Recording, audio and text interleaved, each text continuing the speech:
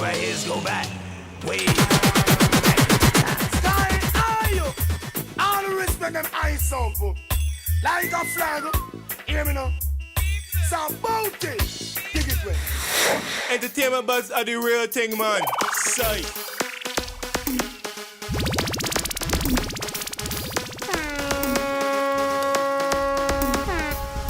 And now, our feature presentation.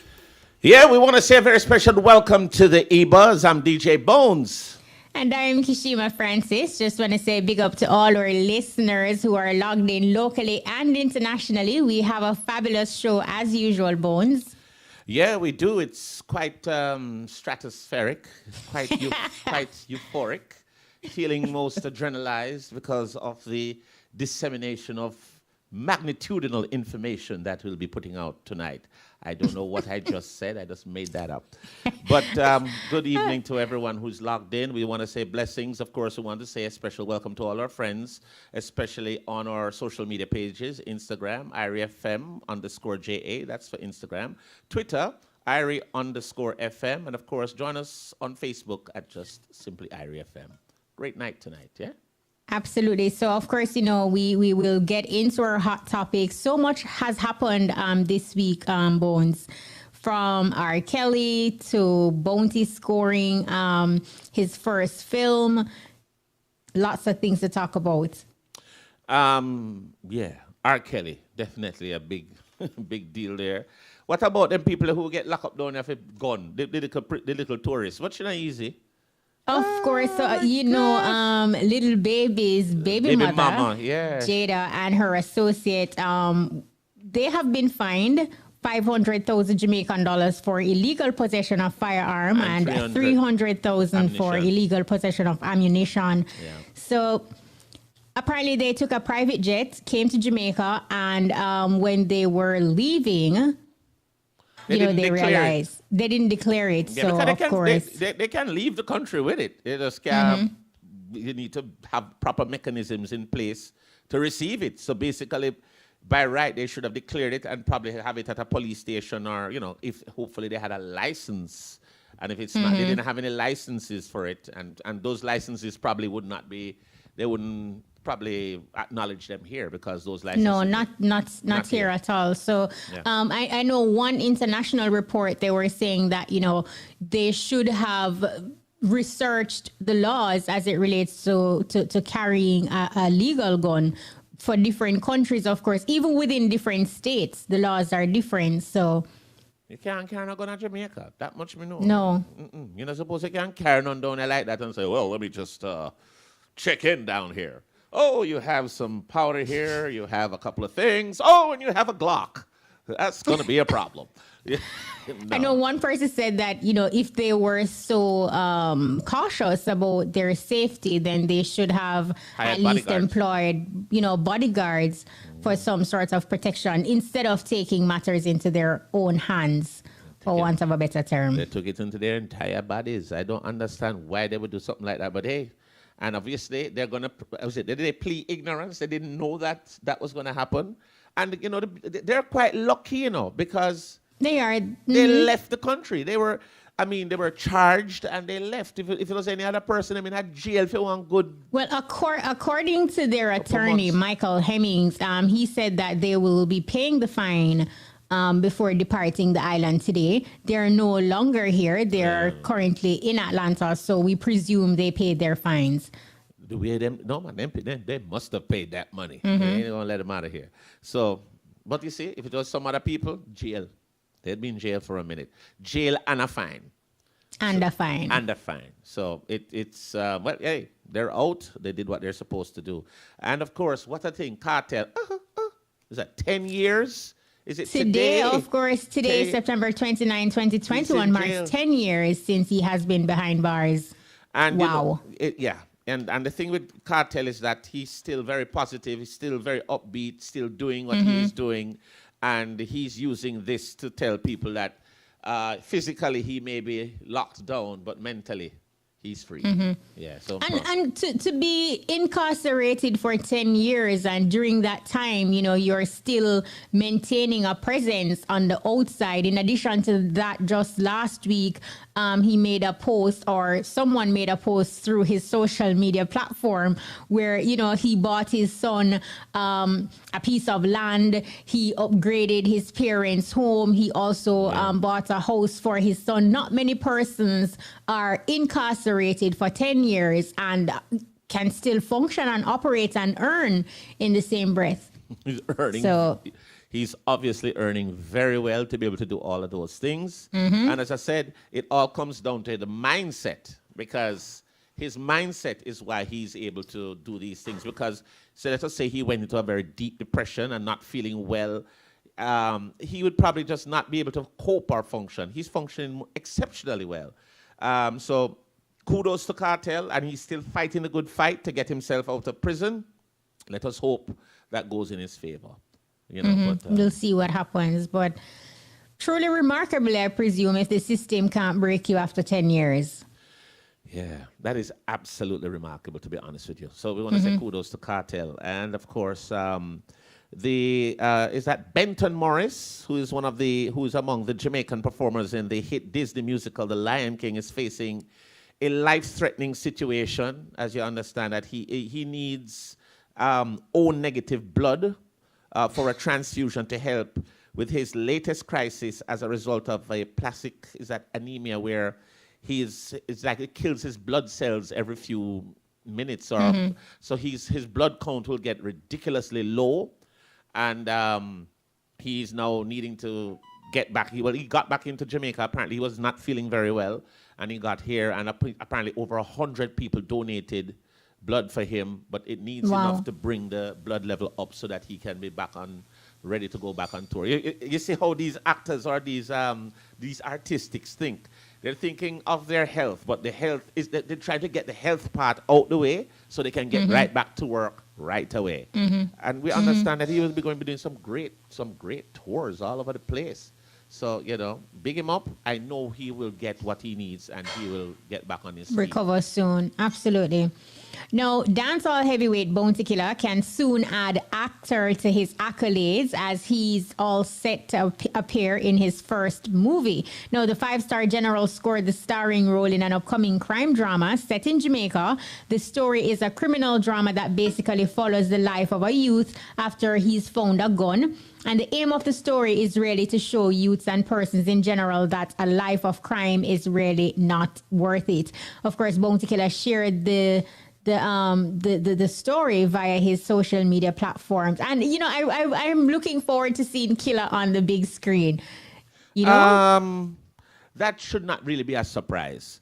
If anybody knows Bounty Killer and they hang around him even for a few minutes, he's a natural actor. He is, there's so many facets to Bounty. One, people see a side of him that and this is why I say he's a consummate actor. They see the side of him where he's cross and he's angry, especially when he's performing. Then you'll see another side of him that he's extremely comical. Bounty ever run a joke with you yet? When you hear Bounty start going into his comedic acting, he's quite good. And then he's also the mentor, the lecturer, tell us, you don't do this, don't do that. So you have to be an actor to be able to do all of that. And he switches from one role to the other real quickly.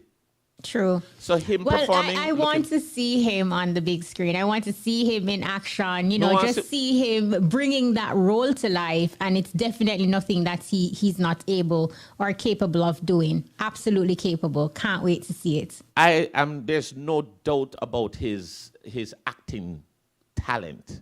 I just want to see what kind of makeup they might put him in now. What is he supposed to do? It is role. Stop it. Yeah, they must say, Bounty, there's a little sheen on your forehead. We're going to have, youth, where you go with powder, youth. Go away with that. So, so we're looking forward to that. Is there a date? Is there a date for this? They're thinking 2022. The details, of course, is sketchy, but just keep it locked to the EBUZZ, keep it locked to the 107s. We'll definitely keep you posted with new details. And, of course, the great R. Kelly, Oh my goodness. Boy, oh boy. You R. know, Kelly. he was convicted on Monday on all counts in his federal sex crimes trial and could be looking at life in prison. Yeah, as a matter of fact, there was a particular charge there, racketeering. That's not normally done for something like that. Racketeering is something that they're charged with a mob boss, somebody who is either doing money laundering and something. But the man is racketeering humans. Human trafficking, And I obstruction of justice and kidnapping. yeah. He has really racked up some great big charges there and found guilty. Huge charges. He will be sentenced on May 4. And we understand that he has been convicted on all counts. And then he's also expected to go on a second federal trial in Chicago and state trials in Illinois and Minnesota. Yeah, he has some civil matters, civil and federal matters that, apart from these, that he got charged for. So he's going to be a busy man for a while. And, you know, I think the hardest part of it is the mental anguish, because you're going to have your charges, you're going to be sentenced next year, May. And you have a lot of time to think about it, sitting in, because he's going to be in custody all of this time. Yeah, because he's been in custody now for 2 years, I think.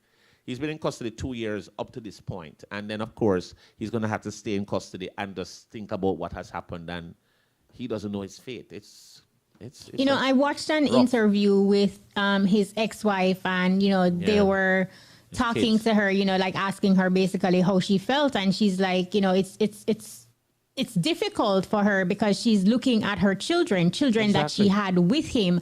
And she herself is also a victim of some of what he has done to the other women. So she, you know, she's like, at the end of the day, ultimately, that is also their dad.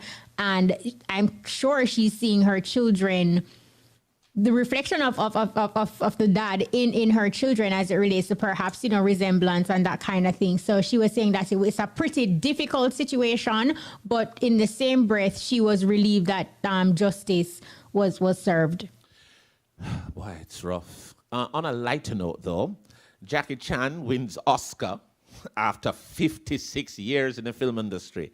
So martial arts. 56 years. The man win not for 56 years and then winning. No. So we want to say martial arts and acting legend Jackie Chan has finally won an Oscar after 56 years in the business, during which he made 200 films. The 62-year-old actor accepted his honorary award at the 8th Governor's Awards in Los Angeles, California on Saturday. And he says, after 56 years in the film industry, making more than 200 films, after so many bones, must be bones broken because the amount of... Oh, wow. You know his stunts. His stunts. Finally, Chance jokingly said, while holding up his Oscar, we want to say congratulations to him. So it's never too late, but this one went really late. He also praised his Hong Kong hometown for making him proud to be Chinese and said, his fans are the main reason he continues to make movies, jumping through windows, kicking in, and punching and breaking my bones. And I know he broke it. Another man who broke his bones enough is Tom Cruise. Why them brave people, eh? Give them their awards. Well, congrats, of course, to Jackie Chan. Well deserved. And that just basically shows you, like you mentioned, Bones, that, you know, it is never too late. And sometimes it takes X amount of patience. I mean, after 40 years, many people would have given up. Right. No, he didn't. And I mean, he does it for the love. He did it, and the work speaks for itself. So he wasn't, a lot of people would be doing it to say, yo, I need to achieve this. He did it, and it came. It took a long time, but it came. Very long time. And it also shows that sometimes when you do what you're doing, you know, just do it not necessarily for the rewards or the accolades or what you can get from it, but then the purpose has to be greater in order to keep you motivated and driven. You know, I'm just remembering. So I don't remember somebody. I think it was Bounty. You know, Bounty had a I think he was doing. You know, they won a Grammy with No Doubt back in the day. And he never go. He never got the awards. Man say, youth, I don't want no award. I want a reward. So Rodney is the best, yeah, man. That's all we can tell you. It's a long time, that still. But very long time. I'm glad that Jackie Chan not as long as 56 years, but a long time. No, that's a long time. Jackie Chan, big up yourself every time. What's next up in there? we chipping, man. We chipping. We got music artists. We got Ralston Barrett coming up tonight. For the folks who don't know, Rallo is a public entertainment publicist. He does everything. He producer. He is a stage show. He's a tour manager. He's a recorder. He was a broadcaster at some point. He's also a PR publicist for a lot of people, and he has done publicity for a lot of the big hits, the big people in the business right now. And he's gone back to his roots with doing record production. So we're going to be talking to him a little later on. And this conversation tonight is also very special with Ralston Barrett Bones, because not very often on our platform we include like a public relation, entertainment publicist to the fore, and they also play an integral role as it relates to the entertainment industry and their function with the entertainers as well. So it should be interesting when we have that conversation with Rallo later on. I'm looking forward to having a conversation. And, of course, the new artist, the music artist. Is it? What's his name? Diani. Yeah. Diani. And yeah, he's he's happening. Great. Yeah, he is. He's definitely creating some moves.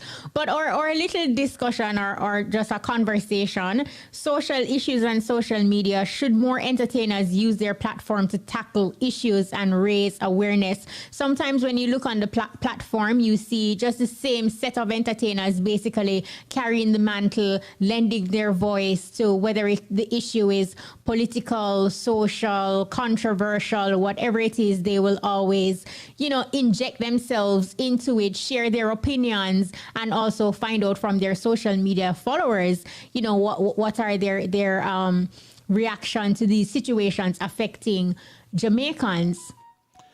But what do you think? Do you think more entertainers should do it as opposed to just the same set of entertainers doing it consistently? The thing that I see is that a lot of these entertainers here have a large platform, and it is a very good bully pulpit to get the message out. The thing is, if they don't want to do it, you really can't hold a gun to them head and say, yo, it is your responsibility to do this. To me, being a good social citizen and seeing what is happening, and you have a voice, and people will listen to your voice, I believe that a lot more, whoever this applies to, should do it. But then they cannot be forced. Some of them may say, well, me represent this. I don't need to do that. But I do believe that if you have a platform and you have influence and people listen to you, and sometimes they will do what you say, and you have a way to influence them to do the right thing, I think you should do it. But because in truth, the digital age and social media has undoubtedly changed the way in which we communicate. So it's not just necessarily an entertainer talking to the audience at a stage show, wherever so often, again, Bounty's name will come up during his performance. He will also use it to preach and teach and that kind of thing, something that he also continues to do via his social media platforms. We're talking about Cecile. She's somebody else who does that. Octane now. He's just always tackling issues through his social media platform. And I think even though ultimately it comes down to each his own, and you can't force them, but the digital age, I think, has changed the dynamics. So you can't really just be an entertainer with your sole purpose just to do songs and perform because of what the platform is and what it can facilitate. I tell you this, I believe because of the advent of social media and how the dissemination of information is now done, a lot of people, some of them will say they're not taking responsibility, they don't need to do that. But I think they do. And when they do that, apart from imparting the correct message to the people out there because of whatever social issues that they're going to be representing, it also helps them as an artist. It helps their career too. There's a double benefit from doing that. But some of them will say, and not really my responsibility that, as we were just saying a while ago. But I do believe that they need to do this, and they need to do it as soon as it happens because of how quick social media can disseminate information. It's very interactive. People can just get what they have to get out there. And if they're promoting a song or they're doing something for them, for their career, they'll put it out there very quickly. Why not do something for the good of, of mankind? Have people listen to the message, put out a proper message that is, very, relevant to what is happening now, and get people, getting the right message and doing the right thing. Sometimes a pastor will tell you something, and somebody who is a mentor to you will tell you something, and it don't sink in. Your favorite artist, your favorite entertainer says it to you, and you do it right away. So why not use your platform, folks, and use the platform to do good, to do very good. That's all. Simple. All right. I think on that note, we can put a cap on it. Baseball or cricket cap, whichever one. Cap is on. It is now time for At the Movies with Maisha Brody. Don't move. Lights, camera, action. Hey movie lovers, welcome to At the Movies. I'm Maisha Brody.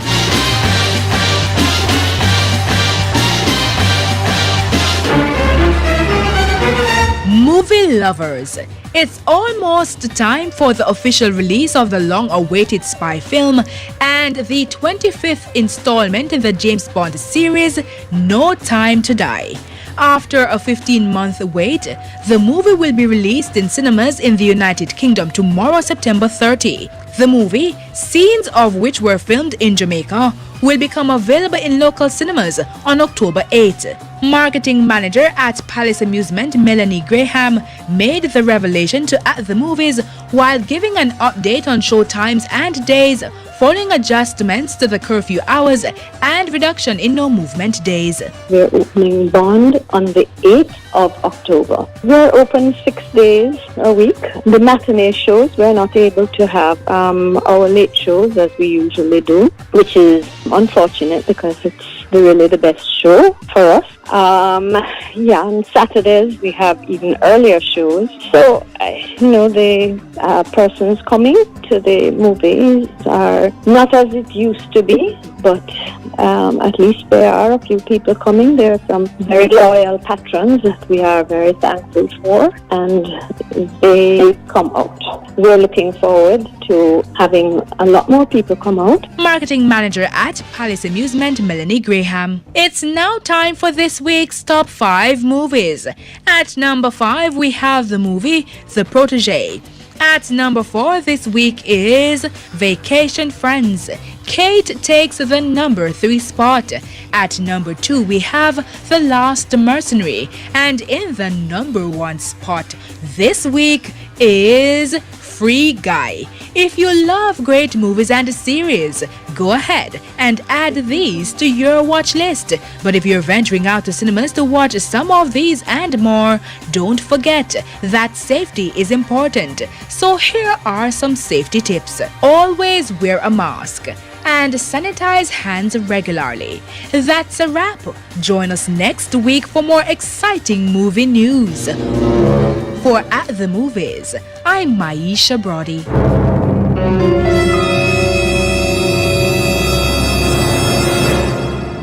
All right, so that was At the Movies with Maisha Brody. I didn't even realize that I don't see no movie theater open up there more than so either. I mean, I haven't seen any. I don't know if Multiplex in Mobay is open, or is it Cove Theater up here in Ochi? Cove. Cove.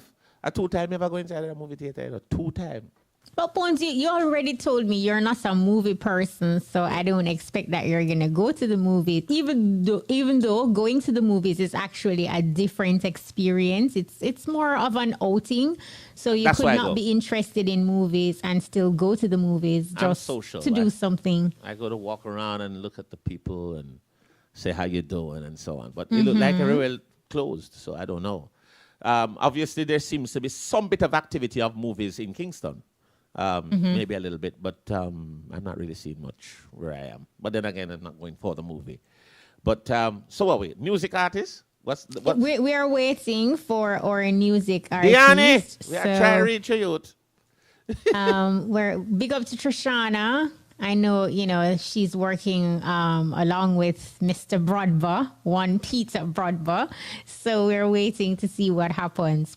But in the meantime, though, Bones, are you seeing where more organizations are now saying that, their employers must be fully vaccinated and, they're citing safety within the workspace, as a reason. And then for persons who do not want to be vaccinated, then they have to do a PCR test, I think, every week. At their expense.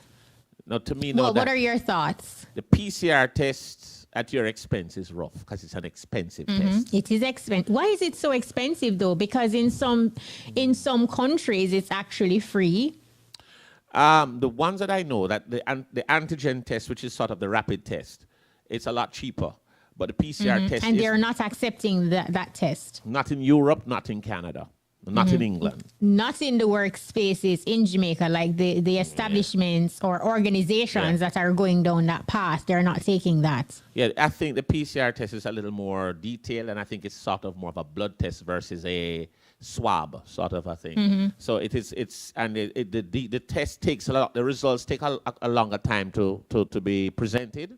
And they say it's more accurate. So that is why they're demanding that test. They demand it, especially for travel.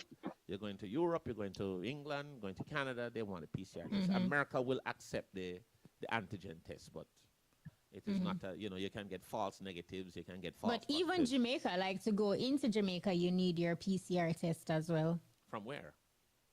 If you're flying from the U.S. to Jamaica, if you're flying to Jamaica, then you need the PCR test. I flew in from the States to Jamaica recently. The time when you came in, it wasn't that rough.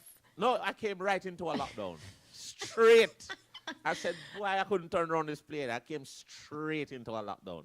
Oh, wow. It was an antigen test that I'd taken. But of course, I realized there's some issues with the accuracy, so they're not going to be more for the PCR test. I see Diani online, You ready? I see Diani. Looks like we are very ready. So, of course, every week we create a platform for upcoming talent. And this week, our music artist is Diani. Diani, welcome to the EBUZZ. Can you hear us? Loud and clear, blessings. Thanks for having me. Yeah, man. All right, awesome. You see from the way Mr. Diani just look straight to the camera. Yes, he's ready. That the man there hear everything. Because now, man, that's his own signal. Hey. But, no, man, loud and clear. Diani, welcome to the Buzz. We're very glad to have you. Tell us a little bit about Diani. Who is Diani and how did the name Diani go? Diani, singer-songwriter from Spanish Town. Been doing music for 5 years, about 6 years now. From high school to college and up until this point, now we are doing it professionally. Passion, we do nothing but music. Write, sing, record, make music, make rhythm. Just music, live, breathe, eat, everything with music. But as you mentioned college, you pursued a bachelor's degree in international shipping and supply chain management and logistics. How did you go from that to music? As I said, I've been doing music from high school, but my mother always had the requirement to say just complete college for me or for her, isn't it? And then we can pursue the dream after, which was the intention and the goal. I did that, completed it, and where do I want to know? Diana, one of the things I wanted to find out from you, I'm listening to the kind of accolades with that degree that you have achieved. Has that degree helped your music in any way? With every degree, you don't know, so there's some form of research, so I can say yes, because majority of the stuff that I have been doing is heavily researched, and I'm a very avid fan of philosophy, which was because of research. So with that being said, it influenced the music in terms of my thought process and writing, the type of content I want to deliver, separate apart from the love songs, but the intention and the aim for more projects anyway. So yeah, I think it has helped me in many ways than one, in terms of even discipline as well, because I don't know, we have a schedule, writing time, recording time, administrative time, and other aspects. It really has helped. Yeah, because as you mentioned, helping you to even write your songs and feelings, a remix with Jada Kingdom, it explores the idea of love and love lost.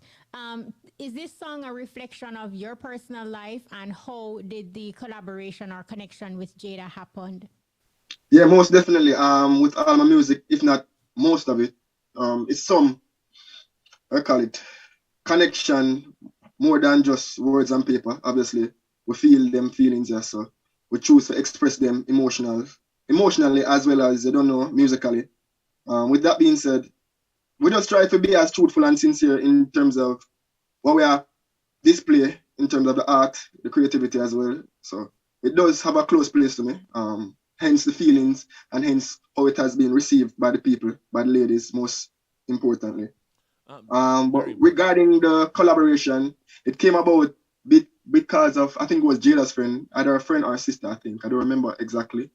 Introduced her to my music, separate apart from feelings, and she loved that song. Reached out, said, yo, singer, love the song. Would love an opportunity to get pan. And I don't know, I not deny the fact that Jada Kingdom, that Mama Heavy, that massive platform, massive.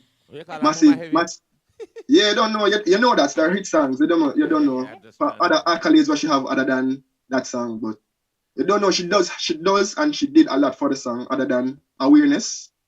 What she has done has been exceptional because we reach a different, I call it, different level in terms of eyes, notoriety, and visibility. So we give thanks for she, give thanks for the opportunity to even collaborate with a young artist like myself, and they don't have blessings. One of the things I wanted to find out from you, Diani, obviously you've been doing this business, 5 years? Yeah, 6 years. I think it's 6 years. 6 years now. About 6 years? Okay. Tell us some of the things, some of the places that you've, where has the music taken you so far in terms of maybe stables that you've worked with or shows that you have done? I know it's quite a bit. All right, so to answer that, firstly, music take me everywhere. I haven't been there physically, but the music has gone there. Got you. In some way, some form, some shape, somehow. Either by dancing, either by some other form of expression. The music has been reaching. I've seen that not only by the statistical numbers, but by the response and the reaction from who has been listening. In terms of the career and where I have been thus far, I did sting, I think, when I just started music. I think that was 2015 or 2014. Okay. I did sting like the young artist segment when nobody never did it at all. You know what I mean? And some Japanese out there with some flag. I did some fest 2018 as well. Same concept, young artist crowd. Right. That was me alone. I think it was my mother alone was in the crowd at the time. Early time. Yeah, man, definitely. But it was a good experience for me as me being a young artist and having a stage coverage for that too. Media coverage. Definitely, a lot of media coverage, and I think that also helped me in terms of networking because without those platforms, I wouldn't be able to even understand the importance of networking and meeting some of these people and these individuals which have influenced and have carved my direction and the ideology that I have for music and music business, isn't it? So, so some fest thing I did, some fest live virtual, and I did a couple other shows regionally, in terms of not regionally, around the island, and pretty much that's it. Yet to tour. As you mentioned, some fest, that is Joseph Bogdanovich, and he is head at the helm of Reggae Sumfest and also CEO of Downsound Records that you're associated with. You're a part of Downsound. Can you tell us how this association has impacted your career? Because like I mentioned earlier, Joe is pretty much respected in the entertainment space in particular. Yeah, definitely. Co-management deal with Downsound Records, I don't know, and Rolex Productions. So they basically have influenced me massively, I won't lie, not only regarding networking, but in terms of mentorship. The growth has been a lot since being with Downsound, a lot since being associated with a name like Joseph or Downsound itself, Scatterburley. I don't know the whole entourage. So it has been well received, not only on my end, but also I can see the growth in terms of audience as well as in terms of streaming numbers. Just overall, just marketing itself has been really good on my side. And we give thanks for that. We give thanks for the opportunity and the belief that they have put in me and my career as well, isn't it? So I work where I work and just make it happen. Work, and a chicken, jerk. Well, Yeah. some people are jerk chicken at work too. All right, tell us a little bit about some of the. Are we looking out anything from like an album or an EP from you? And if so, when? Yeah, definitely. It's been ready, but we always try work with timing and how best to apply timing, you see me? But I have a couple of projects ready, put down, waiting. It's just the right timing, right, what do you call it now? Right moment. But we're ready. How do you determine? And what determined that for me? I think it's more the energy for me itself. Okay. I don't think I reached the level of growth there because I still have some more exploration in terms of my sound as well as my writing and as well as production, because all the projects that I have been doing so far is solely my projects which I have produced by myself. Like I get my bands, I pay for my studio time, I pay for the instrumentalist, I pay for every aspect of it.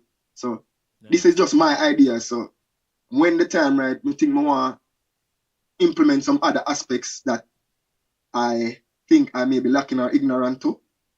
Because I'm going to say, we're young, we're new to the business, but we still try at the end of the day.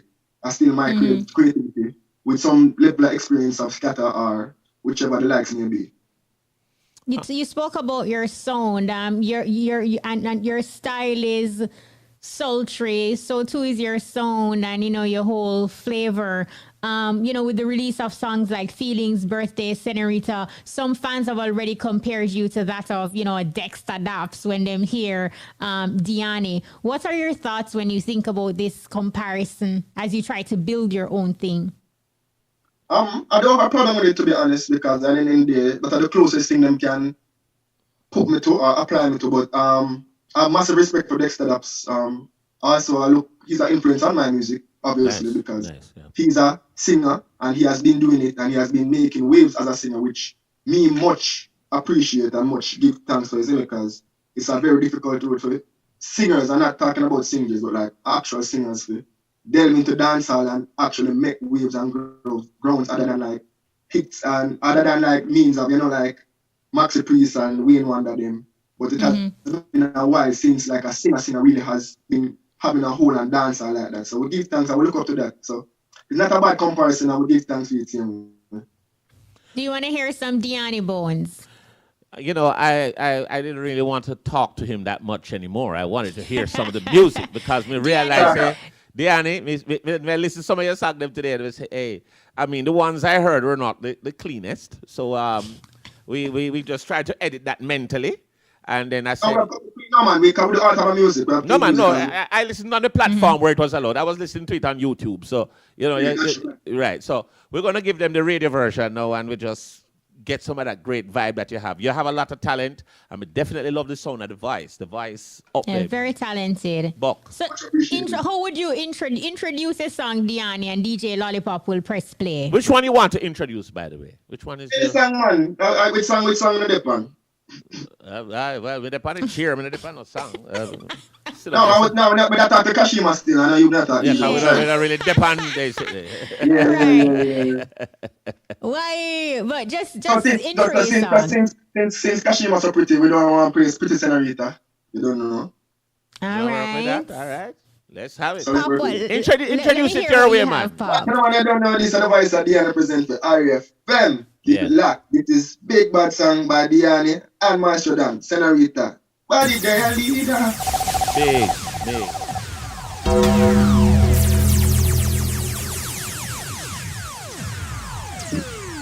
Watches and spark. Yes. Yeah, Triton. Why boy.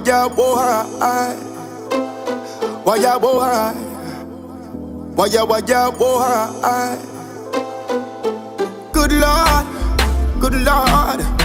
Good Lord.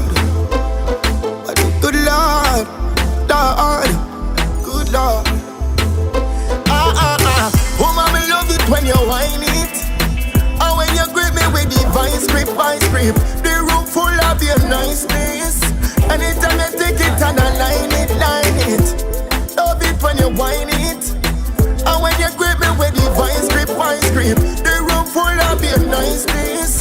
Anytime you take it and I line it, dine it. Woman, me love it when you take it and you cock it on. Make it disappear like a abracadabra. Pretty people want to now you make you be my next baby mother. Woman, just ride on, just ride on. Want to see you dive off, not the dive on. So let bygones be bygones. But win the first round, but tonight you win the last one. Woman, me love it when you whine it. And when you grip me with the vice grip, the room full of your niceness. Anytime you take it on a line. Say your body, they a leader. Give me a little time, a little feature. Under the moonlight, and sex me. Anywhere we buck me up. Pretty senorita, the body, they a leader. Give me a little time, a little feature. Under the moonlight, and sex me. Anywhere we buck me up. Pretty senorita, the body them. From see you the first time, me I forget you. Your body set up tight, I'd have to tell you. Me love you so much time, you're not for jealous. And you have the best wine, me have the venom. Me rub you down, you like it. Your body good, you give me it, me like it. Take my time, I'ma slide.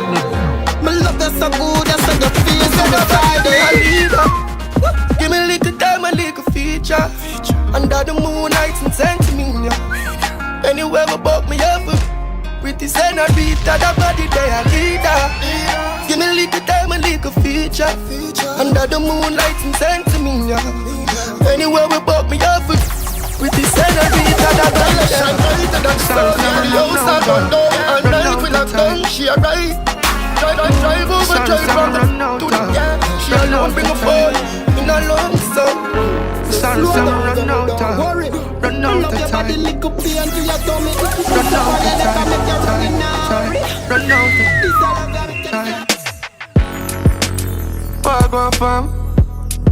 See you doing alright. I know it's been a long, long time, but I'm grateful this fight. Reason with the big man were there. Tell him for keeping I'm sorry. You know me have your head back, my lord. And when we reach the afterlife, forget me, tell you I'm a real friend. I tell them till the end. Forget me, tell you I'm a brother.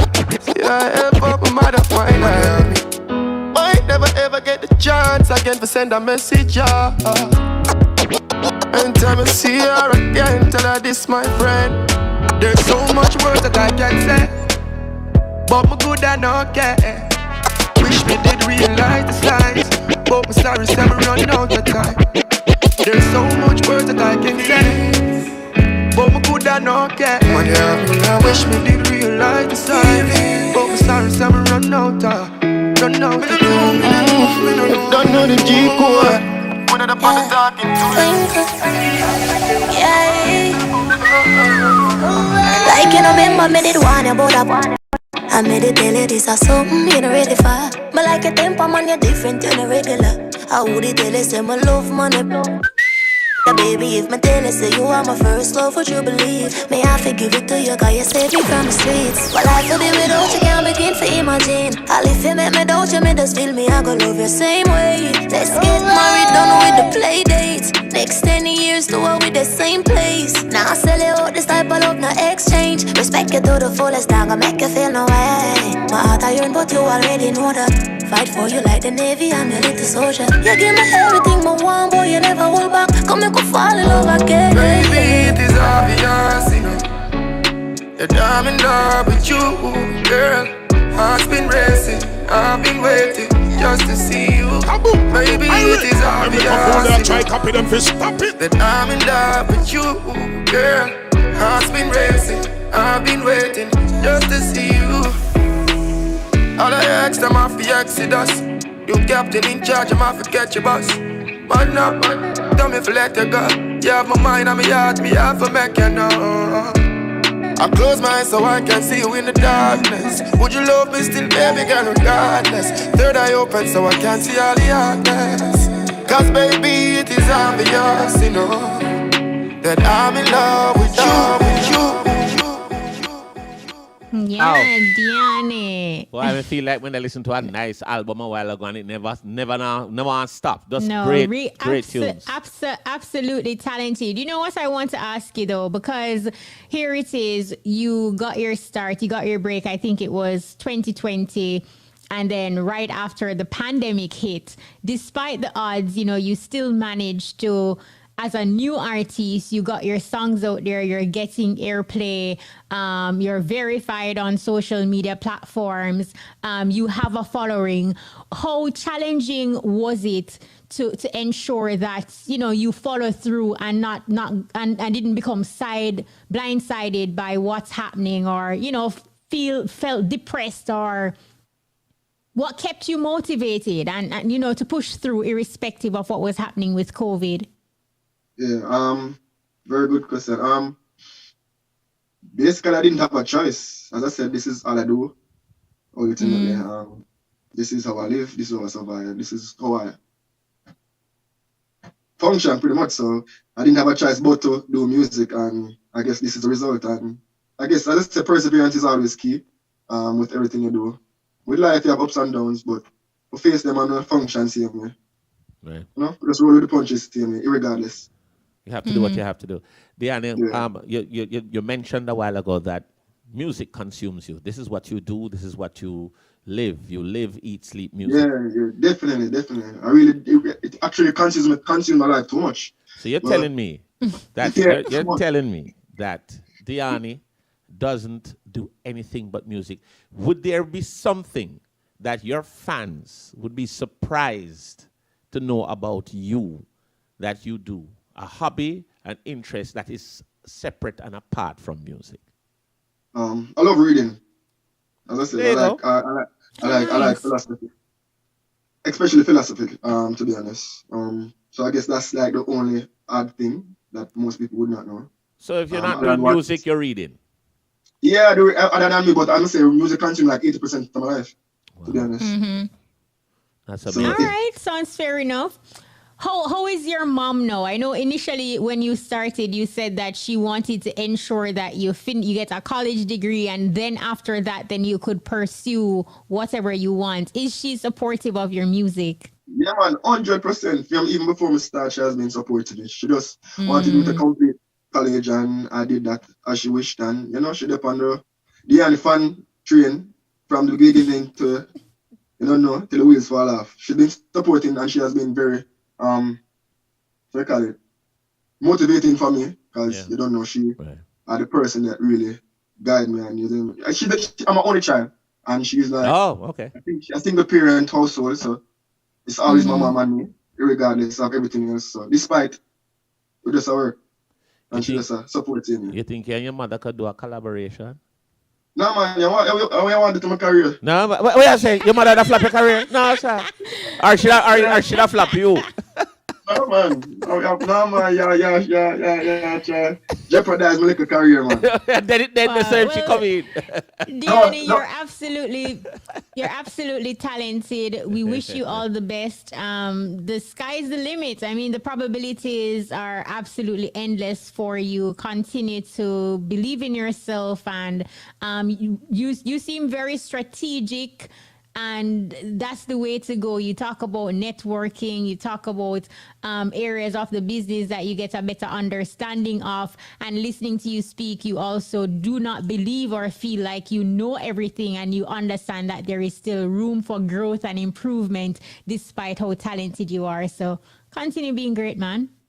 Most definitely. Thank you very much, and give thanks for the opportunity. Big up Irie. I always listen to Irie, and I'm always the one on one of them station. Yeah, you mean. Me and mommy, to be honest, so we depend it. So, mommy, bless up. Yeah, and of course. All right. Yeah, and we wish you all the best. Keep the reggae music and the Jamaican brand flying worldwide and high. As most definitely.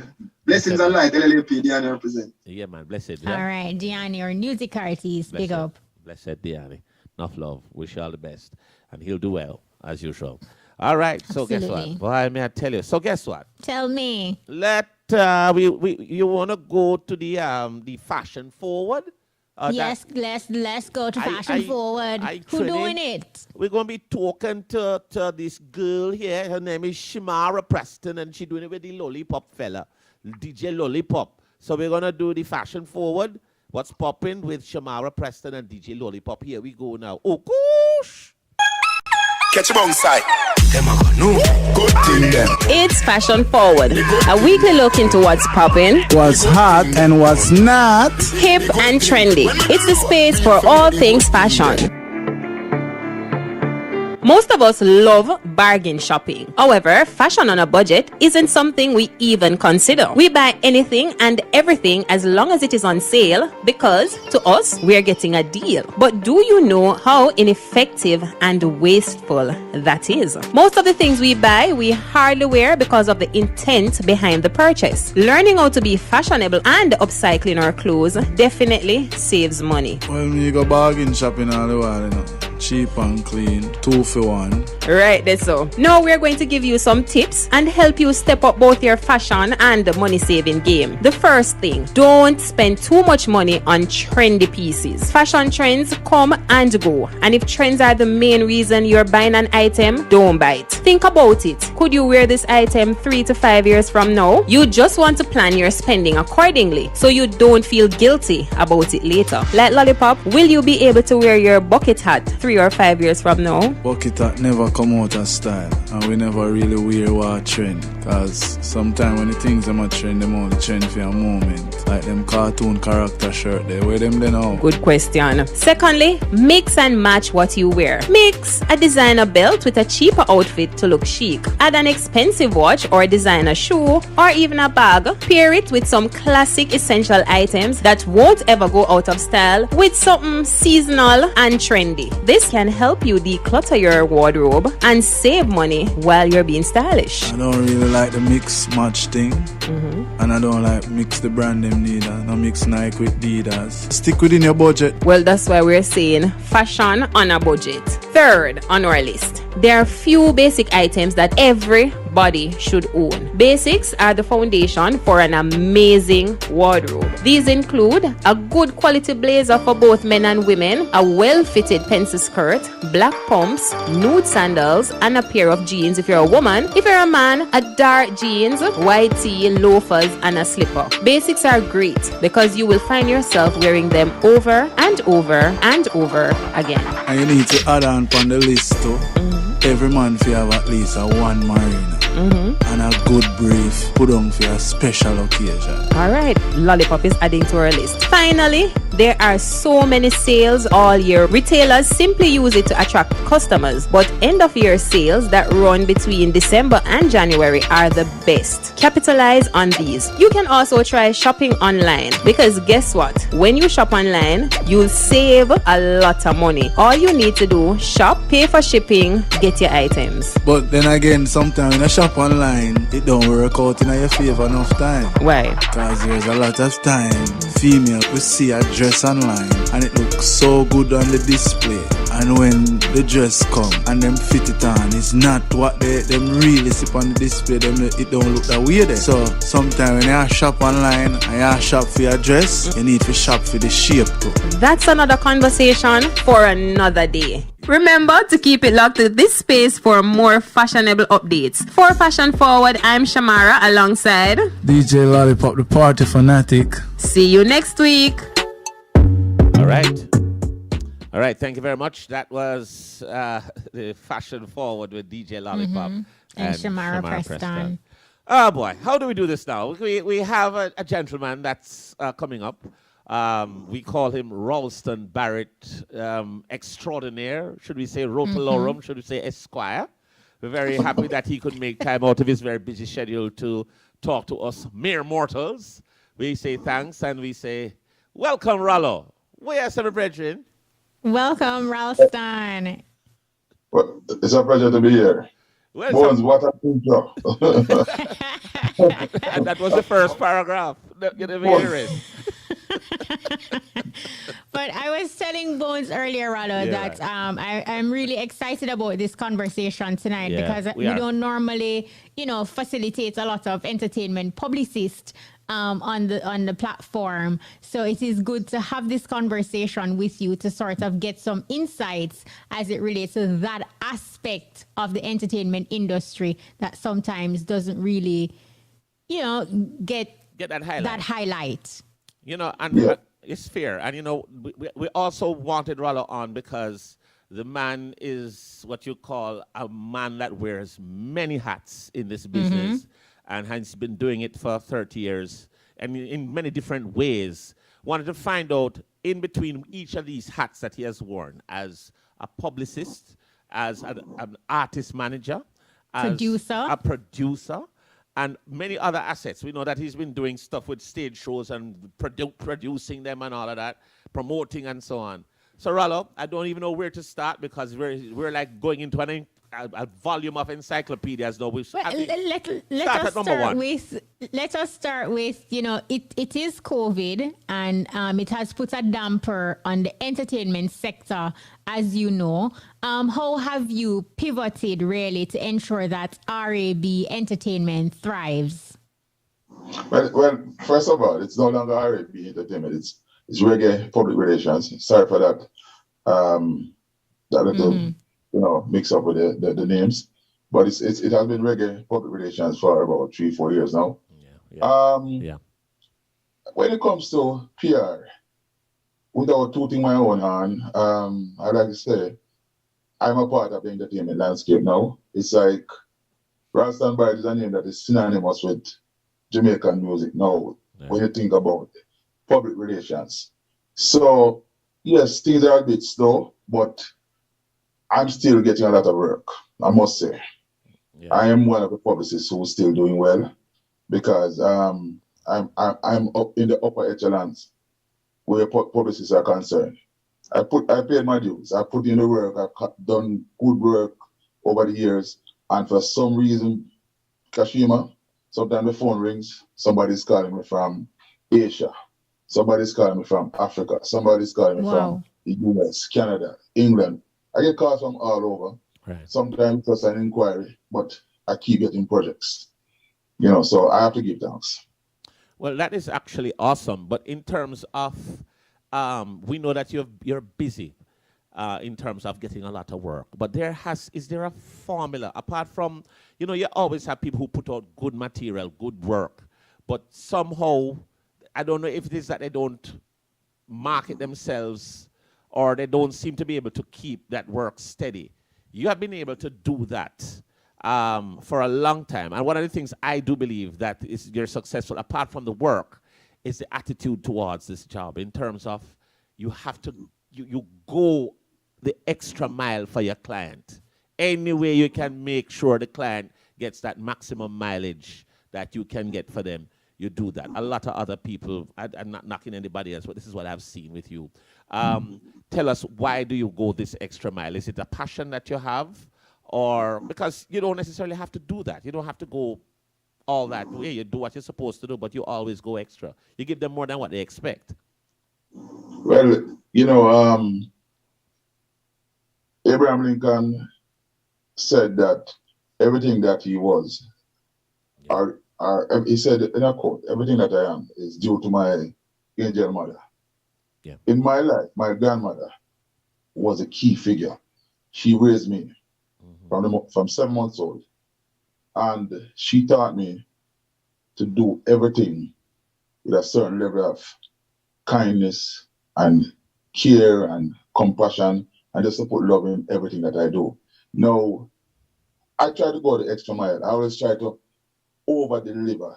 There's a concept, you know, people want to be go-getters. I want to be the go-giver in PR, in entertainment, in everything that I do. I just try to be as supporting, as giving as much as possible.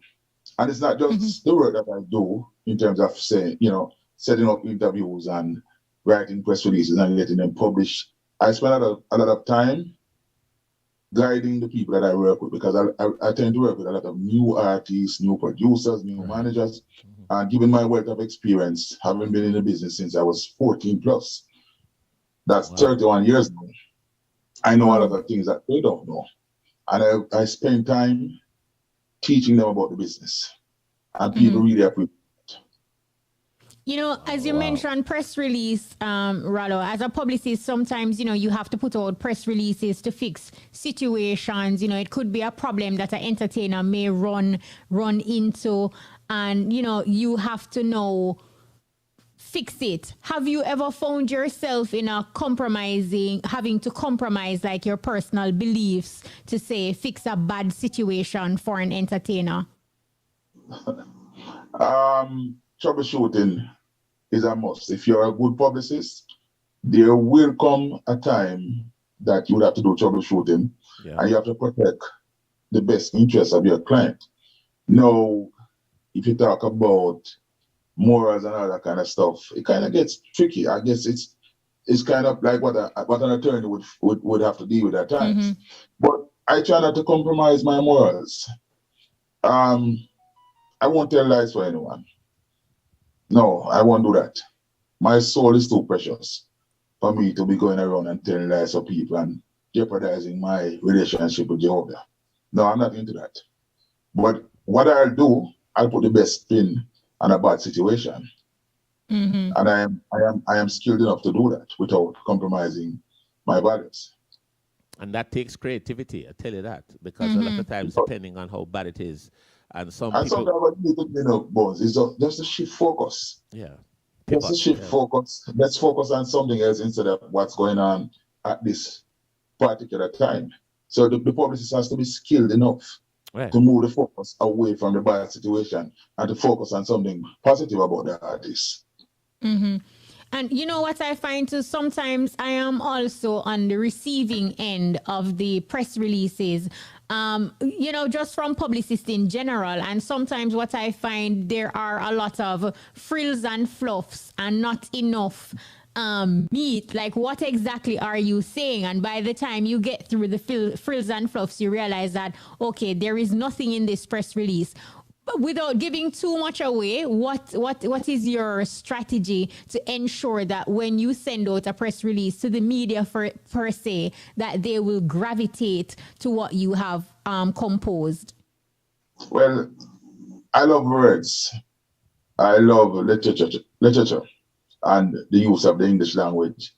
And I would like to think that I'm a fairly good enough writer, and I can write things in a creative way without too much fluff, but finding the story. So I give most artists, especially the new artists, I give them a set of questions, and I try to pull information out of them because I have to make them newsworthy. Now, let me tell you now, this is where IRFM comes in. Okay. Big up there. Years ago, I was trying to get interviews at IRI when I just started out in the 90s. And I called Andrew Higgins trying to get a new artist on. And he said to me, what's newsworthy about the artist? Kashima, I had a mash up for me. I said, newsworthy. You know what I mean by that?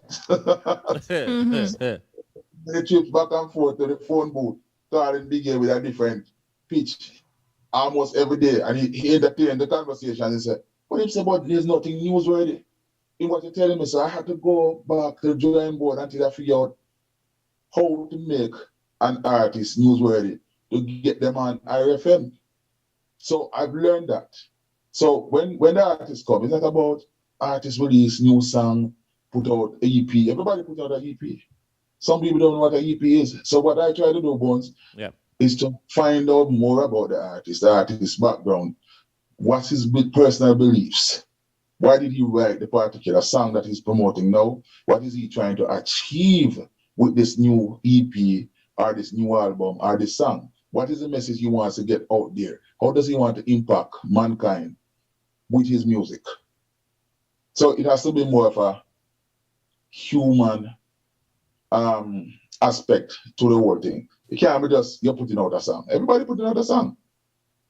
And you see, when you get these kind of angles, and a lot of times, though, a lot of other people may not understand when you have these different angles to sending out the particular message, but it comes out more substantive when you understand the artist, what is he trying to deliver, And then, of course, you as a publicist now have the responsibility of making him very newsworthy and bringing him out in the right way so that once you listen to him, you're not just listening out for the music that he's putting out, but all the content around it and all the substance around it. And it gives the song a whole different vibe when you have all of that behind it. So, you know, and then you've been doing this for a while, so you've had a chance now to be able to help a lot of artists. And other artists can just come to you right now and say, yo, Rallo, I have a new song named Bust Them Head. How you gonna make that newsworthy? You know what I mean? And you'll find a way and make sure, and you have the right angle for it to approach. So it is, PR work is not easy work, and it is stressful work. How do you deal with the stress? How you balance that? How I balance the PR work with, okay, you say it's stressful. Yes, at times it can be stressful. There are times when it's very enjoyable and fulfilling. But for me, in terms of a balance, I'm a family man. I've been raising my 5-year-old daughter with the help of her mom. Right. We're not living together. But my daughter spends most of her time with me. Okay. Now, that to me, Bones, is the most fulfilling thing that I've ever done in my life, being a father. I also have another daughter. She's not my biological child, but she calls me daddy, and I feel honored that she has chosen me to be her daddy. She's my daughter's sister. So a lot of time is spent with them when both of them are here, or with them on the phone. I also do a lot of reading. I read a lot. Just the other day I had to get her to take some books out of my bedroom. I had over 100 and something titles in the bedroom. And people, people said to me, you have a library in your room, you live in a library, why so many books? So I took some out. So it's family time and reading and to balance. I love Netflix, YouTube, I listen to a lot of music. And sometimes I just put down Irie FM and listen to Irie all day while I'm working. Right. I find different ways to de-stress. Right. And I like to have good conversations with interesting people. And then, sometimes you go on Instagram, you check out Kashima page and see which books you read now and see her in the gym and them things that work from home and, Right. So, check out social media, I've been at home for the past year. September 27th last year, I suffered an accident. I broke my knee, so I'm not as active as before. So I'm not getting to go outside as much to travel. But that traveling is the next thing I love. Right. I love getting in a vehicle and driving to Kingston or some other part of the island because there's nothing like being on the road and the breeze coming in your face and you're looking at the trees and stuff like that. So, there are many ways to de-stress, yeah. The thing with the entertainment industry, and even it is very small, and even the circle of publicists too is small. Everybody pretty much know everybody, and at some point, you will end up recycling clients. How do you handle losing like a big client and kind of pick yourself up and pull yourself together to stay motivated to continue doing what you do? At this point in time, losing clients to me is like breathing air in a sense. Not that I lose clients often, but if you lose a client, you're not going to die. You're not going to die. Back in the day, seriously, back in the day, I lose my client, especially with somebody I believe in and I think I could help them get from A to Z or wherever. And, the things cut off prematurely. I was like, Jesus, and I know I could have done this to them and them left me and gone around this. But hey, at this stage, Kashima, I've worked with so many artists, and I am that good in most cases when people start working with me, they're going to come back anyhow. So, it's not big. You'll survive.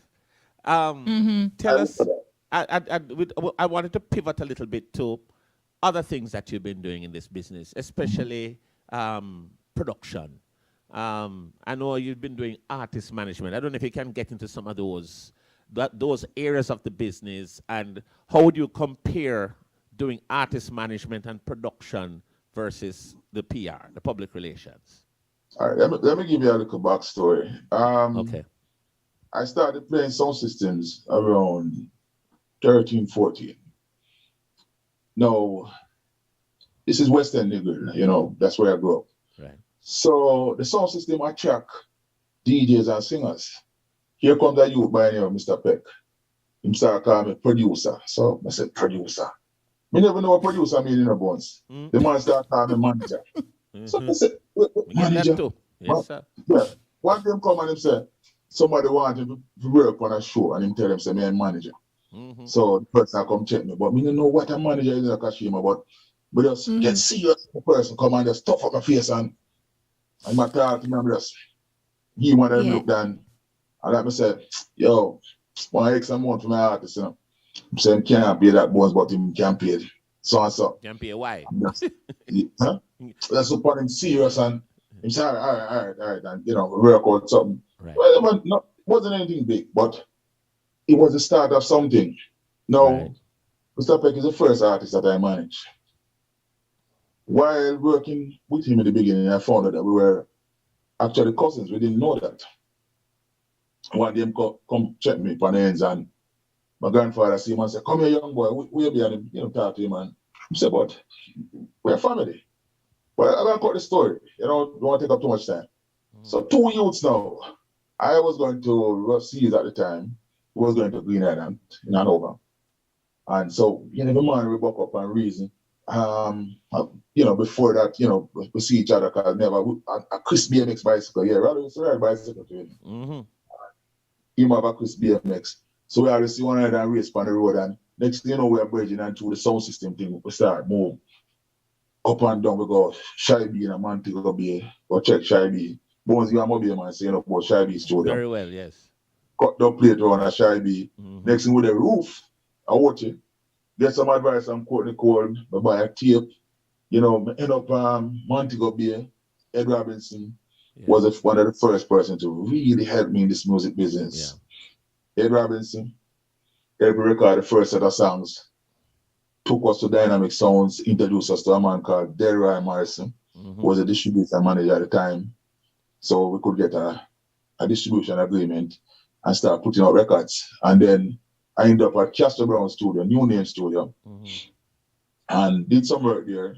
You know, but them time the Lady Star was on the come up, you know, coming up, and other artists. It was like, it was mind blowing to go to Castor Brown Studio because I saw Lady Star, I said Simple Tan, I said Beanie Man, I said over people pass through, Luciano, you know. They went up at Anchor Recording, and that's where it all started to take shape for me. Producing music at Anchor. Daryl Pottinger, otherwise known as Potter, is an engineer that has helped me over the years to really understand the rudiments of production and be able to tell when an artist is half key or half beat or, you know, singing too sharp, and to understand certain things and to really create a sound for my label. So production is something that I enjoy thoroughly. I remember coming to Grove Recording Studio, and Barrett here, may so rest in peace, helped me out big time too. You know, there are so many people that I have to give credit to. The great King Jammys, you know, he has mentored me. Jack Scorpio, you know, I learned things from those two great producers as well. Do a lot of work at one point in time at Scorpio Studio, Cell Block in Akiwalk, Still Garden Studio. So I've learned a lot. Been around, man. Been around. Yeah, that's what I'm saying, Rallo. You've been around. I mean, in a you good way. have been around musically. Yeah. Wow. Yeah, a lot of people don't really know him. I mean, even Bobby Digital, you know, we used to go by Bobby's studio and just to see Bobby in the studio working, and, you know what I mean, it was like a mind-blowing experience because I looked up to people like Bobby, Jammies, Scorpio, you know, because when you buy records in a Kashima, you're buying 45s and LPs back in the day. Yep. You read the labels to see who produced which song, who wrote the song, who arranged the song. So I had all this information in my head about all these people before I actually got to meet them. And I was lucky enough at an early age to be able to go around these great producers and, you know, and a lot of musicians too. Sly Dunbar is somebody who helped me out when I was just starting out. You know, I remember Sly building some rhythms for me, and I didn't even have the money at the time, and him just say, see, West man, I do something for you, man. Yeah. Yeah, man. You know, Sly is one of the nicest persons in the business. He is. So, yeah, man. So I love music production. I also love artist management, but artist management is a very risky situation. You could be working with an artist, invest a lot of money, a lot of time, and the artist just get up and say, you know what, I want a different manager. And that's that. So over the years, people have approached me and asked me about management. And I really let it slide because I've had my bad experiences. Mm-hmm. You know, I don't care to get into them right now, but I've tried with artists and it don't work out. But I don't have anything against them, you know, because working with these artists is the reason why I am who I am today. That's how people recognize my skills and said to me, probably it's better you become a publicist. Byron Murray, who's now deceased also. Yeah. Rest in peace. Used to manage Vegas. Yes. Right. In 1999, he said to me, come and work with me now. That time he had In the Street records at Dumbarton. And he said, come and work with me, man, and help me blow up Vegas thing. I went to the first meeting and he wasn't there. And trust me, I left out there so fast. And then he called me and said him on him way to the office. I said, well, you know, I'm on the road I go down, I can't turn back. And him called me again and called me till I go back to Kingston. And, you know, next thing I know, me had the Vegas PR, Hawkeye, Kippridge, Alozie, Chico. And, you know, I did it for a while and I was still producing music. I also did road management for some of those artists that I mentioned. You know, then within that time, I would meet people like Elephant Man, Lexus, Sean Paul. Didn't work with them in an official capacity, but sometimes I'd be going on the road with Vegas or other artists from our camp. But then everybody go on the road together. Right. So sometimes, without me being representing them in an official capacity, I end up doing certain things. Right. Like, you know, like I remember one time they were pulling, I think they were trying to pull Sean Paul out of the stage down by Tivoli or something. And like the girls, them hang on to him and me have to go down hold Sean and pull him back. You know, that kind of thing. But that was the beginning of my career as a publicist. And then a few years down the road, strange enough, in 2009, when I had an accident, broke my left thigh bone and my left hip and my left hand. Wow. Yeah. Wow. Those things. Kashima, it just seemed like at that time, Jehovah opened a way in my career suddenly took on a new height, started to get bigger. I remember they carried me on a gurney, a stretcher, into a hospital. The phone rang, and I answered the phone. It was Richie Spice calling me to tell me that he wants me to do his PR. So, you know, I start work with Richie and the whole Bonner Brothers, Pliers, Snatcher, Spanner. Next thing I represented Egyptian, and then whole other artists. And then there was a young man about another year or so by the name of Protege. Yep. I started working with him. I'm the first publicist for Protege. Just like I'm the first publicist for Mr. Vegas. Right. And I helped bring Protege to the forefront of Jamaican music within a few short years. I don't think it was more than probably about a year and a half or probably 2 years. But I played a pivotal role in the shaping and the molding of his career in terms of putting him out there to the public. And many others after that, Cargo, Nesbeth, Massacre, you know, I worked with Charlie Black, what's his name again? Hillside, the guy, the DJ sing Hillside. Chronic Love.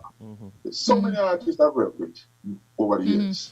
And it should be interesting for you because you mentioned what Sly Dunbar did for you back then as a producer. Now you are representing Sly. You mentioned Luciano. You're somebody you're representing now. You're also representing Toots Hibbert's family.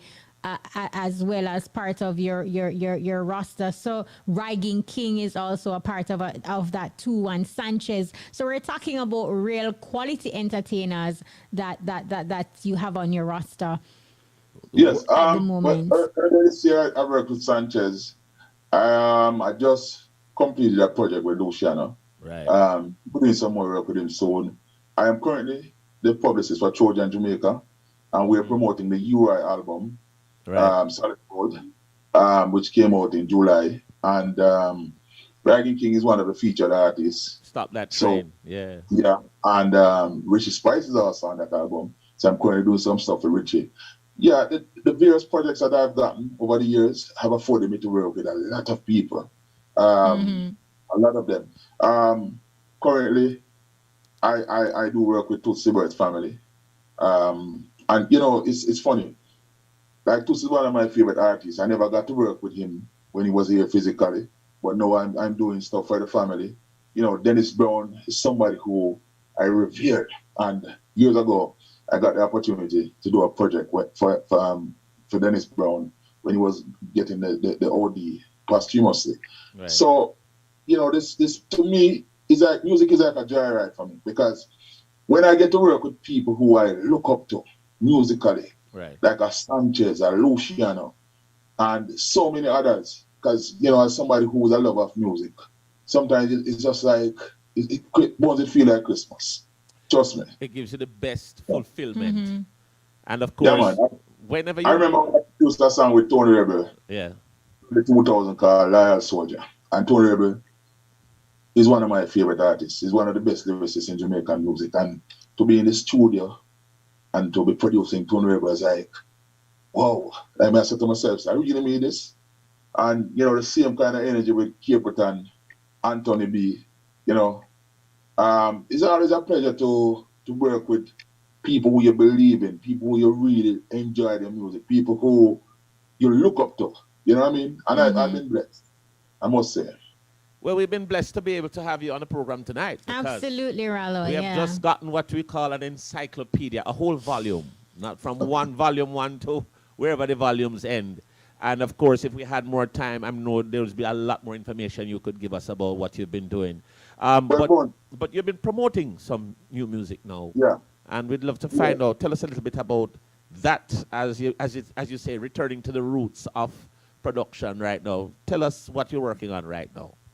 All right. You know, Bones, I created a label for my daughter, for Symphony. Yes. It's Symphony B Records. Legacy building, of course. Yeah. You know, the Bible says a good man. Generational wealth, yes. So, she loves music. You know, she's a fun-loving child who loves music. She loves to dance. She loves to watch videos, and So I said to myself one day, I'm gonna create a label for her. So now we have the label. This is something that I've been working on over a year now. The accident last year put it on hold, and I had this set of songs on a rhythm. We didn't have a name for the rhythm, and then we tried 3 different names. It never worked. And but Capleton gave me a big song. No Friend Thing, aka Still Sober. And I said, it's a sobriety test with him. Now, I gave Furious the rhythm, you know. And Furious vibing the rhythm, and Capleton hear it and said, who for rhythm that? And him say, Rallo.